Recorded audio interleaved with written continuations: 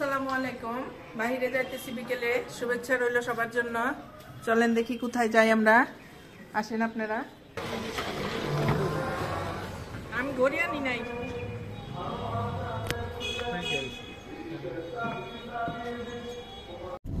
এখানে দুইটা রাস্তা, দুই দিকে চলে গেছে, আমরা ডান দিকে চলে যাব।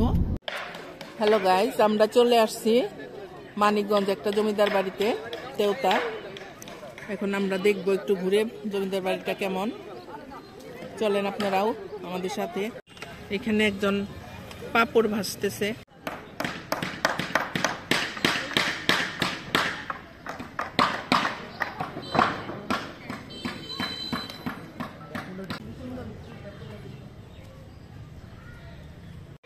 কেমন যেন ভৌতিক পরিবেশ, একদম ভয় লাগতেছে, ছমছম করতেছে, ভাঙাচুরা একদম, কেমন যেন ভূত আসলো।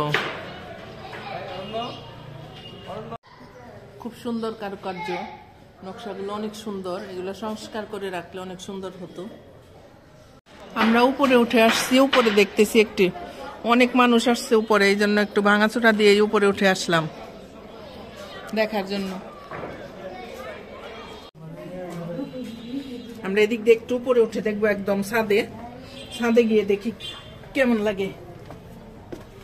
অনেক উঁচু উঁচু সিঁড়ি।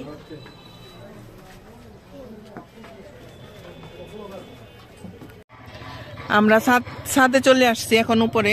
ছাদে একটু ঘুরে দেখতেছি, ছাদে অনেক মানুষজন আসছে, ঘুরতেছে মানুষ। ওইখানেও আরেকটা বিল্ডিং, জমিদারদের তো অনেক বিল্ডিং থাকতো,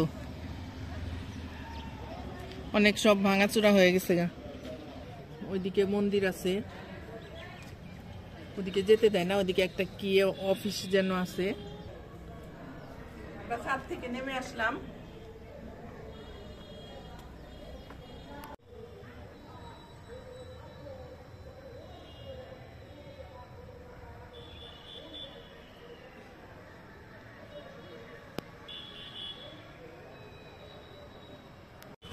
আমাদের জাতীয় কবি কাজী নজরুল ইসলাম এখানে এসে প্রমীলা দেবীর সাথে অনেকটা সময় কাটিয়েছে।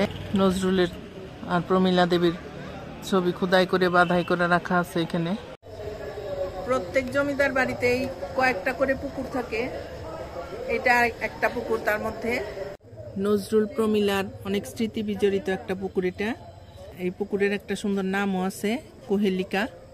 শাপলা ফুল ফুটে আছে অনেক এখানে, কচুরি পানায় ভরে গেছে।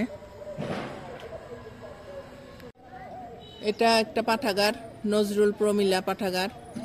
এটা এখন রেস্টুরেন্ট বানায় ফেলছে।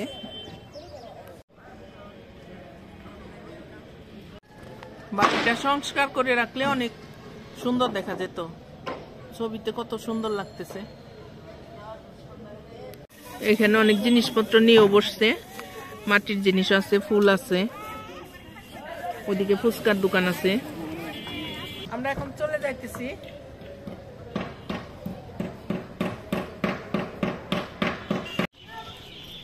আমরা এখন খাবো, রাতে খেয়ে তারপর বাসায় যাব।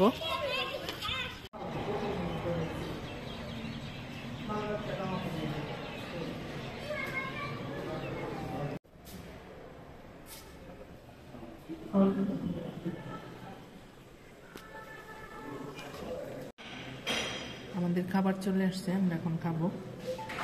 গার্লিক নান আর গ্রিল ড্রিঙ্কস খাইতেছি।